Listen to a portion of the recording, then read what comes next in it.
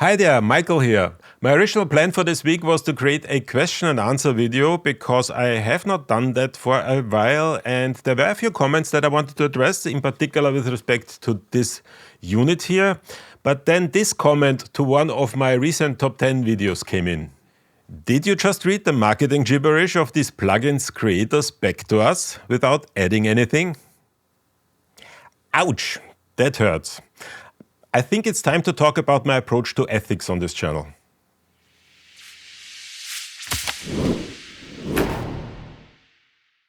Now, while this comment was what triggered the creation of this video, I actually wanted to publish an ethics statement for my channel for a while.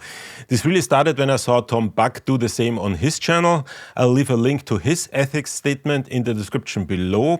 I think it is really excellently written and has also influenced my own thinking about ethics in creating my videos.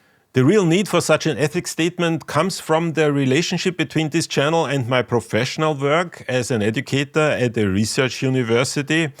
By YouTube standards, my channel is really tiny and most of my videos never reach more than 10,000 views, but that also means that my responsibilities to my day job need to take absolute priority in my work. There are certain things that I simply can't do, like taking on consulting work through this channel, for example. I should also point out that the comment that triggered this video was made on a video that is actually one of my better performing videos. I think it's important to understand that, especially for a tiny YouTube creator like me, it is sometimes really helpful and motivating to create a video that simply does well with a larger audience, even if that means that the content stays somewhat on the surface. Deep dive videos are fun to make, but they are also very time consuming to produce and generally do not reach a large audience. Some of my best videos never cracked 1,000 views, also because their topic was just so hyper-focused on a very specific niche content. Now, to be perfectly clear, that does not mean that there is no room for improvement. There most certainly always is, and I do need to point out that this comment was actually really helpful in that respect. The script that I wrote for that video was likely a little bit too excited. And one final comment on that subject, I have 2 more top 10 videos in the pipeline, one on immersive metering plugins and one on immersive audio formats in general. Those have somewhat more subdued language style scripts, but they have already been filmed at this point and are just waiting to be published on YouTube at the end of June and in the second half of July respectively, so don't expect any huge changes. With that being said, what I want to do today is go over my ethics statement, and I also decided to include some language about my use of generative artificial intelligence in that statement. I'll leave a link to the full text in the description below. I've decided to make the following comments largely unscripted because I think it is more appropriate for this type of content, so be aware that there might be a few filler words. I'll try my best to utter cohesive sentences. Channel goals and approach. Now, I've already said that a couple of times on my channel, but it deserves repeating as often as possible. This channel is really my hobby. So this is something that I like to do. That content that I'm creating is somewhat related to my daily work, but actually not completely. So I'm not an audio engineer. I'm actually what I would consider a technology educator. So some of the things that I do on this channel have some relationship to my daily work, but I really rarely do any real research with audio. I'm really more in artificial intelligence these days. Now, this also means that I'm somewhat limited to what I can do. Everything that I need to do on this channel is in addition to my already full daily schedule.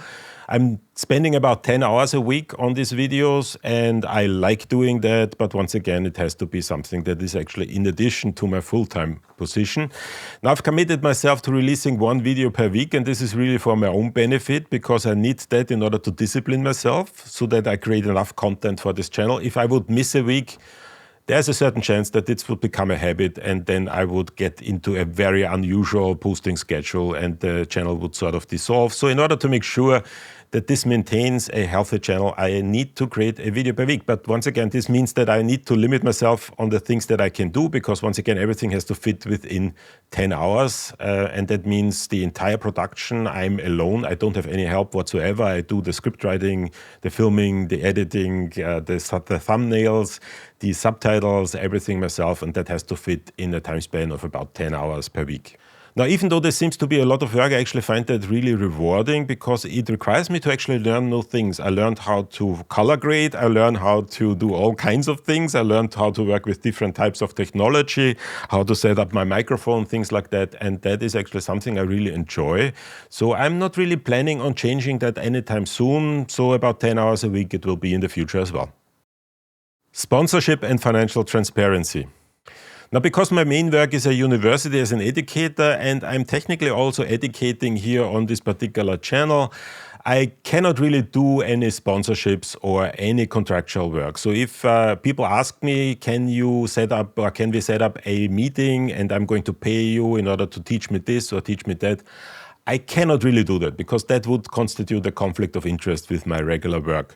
What I usually do is I give these one-on-one lessons for free, but that also means that you need to adhere to my schedule. So that might be that I'm not available in the immediate future and we need to schedule something in 2 or 3 weeks out. If that is not a problem for you, I'm certainly willing to help. So if you have any questions, feel always free to reach out to me. But be aware that you need to work on my schedule because I cannot take any money for that and I cannot really make that a business. I'm an educator by profession, and this is just a hobby that somehow has the possibility to be in conflict what I do on a regular basis if I'm starting to charge money for it. Product and software reviews. I sometimes review products or software that I'm generally excited about, and I do have a lot of people that reach out to me and ask me, can you review this particular piece of software? Can you review this particular piece of hardware? Like, for example, the Nomono device, which was actually really fun to review. Now, I need to be very careful on what I do and how I do that. First of all, I generally only review things that I'm really excited about. So if something sucks, I generally don't make a video about it. So that's why most of the videos that you're going to see me make are videos that have a rather positive impression about the things that I review. That is simply because if it sucks, I'm not really interested in doing anything. I'm sorry. And the other thing is that there are sometimes, and I actually have a couple of things in the pipeline that are like that, sometimes there are software pieces or hardware that would require a lot of time to review, and I need to fit that into my schedule. So sometimes I'm also not able to do a review simply because it would mean too much of a time commitment that I cannot fit into my regular schedule. So if you have something sent to me that I haven't reviewed yet, that doesn't necessarily mean that it is bad. It just means that it could be that it's just too time consuming for me to do at that particular moment. I might do that later, but right now I might not have the time to actually create a video about it. How you can support this channel. Now, a lot of people are constantly asking me how to support my work. Well, first of all, let me just say that I have a very comfortable job, so you don't need to support me if you don't want to. But there are many people who find it rather uncomfortable if I give them certain advice and they are not able to kind of give me anything back. And for that reason, I've started to accept memberships on YouTube as well as on Patreon. So if you're really interested in supporting this channel financially, you can do so by becoming a member. You will get additional perks like early access to my videos. But in general, it's not really something that I expect from my viewers. Once again, if you want to, you're welcome to do so. But I'm actually more happy if you just watch my videos, if you push the like button and if you write comments, because that is actually what YouTube really wants you to do. The more engagement my videos have, the better I'm kind of in the YouTube algorithm. And so if you really want to support this channel, the best thing that you can do is watch as many videos that I do as possible and push as many like buttons as possible. AI tools and content creation. Now, those familiar with my actual research work know that my main work these days evolves around the idea of using generative artificial intelligence in academic environments, in particular within the creative industries. This is something that I feel passionate about as a technology educator. It's something that's really exciting because this is really a disruption of a level that we have not seen before. Even the emergence of the internet was, while certainly a disruption, not at the level of what we are currently seeing. And that means that I'm using artificial intelligence in pretty much everything that I do. And I've actually done that for a long time, for about a year. On this particular channel, that means that I'm using artificial intelligence to help me write the scripts. It helps me write the subtitles in particular, to translate the subtitles in different languages. It does help me in creating B-roll sometimes, so there are certain things where I use artificial intelligence, so just be aware of that.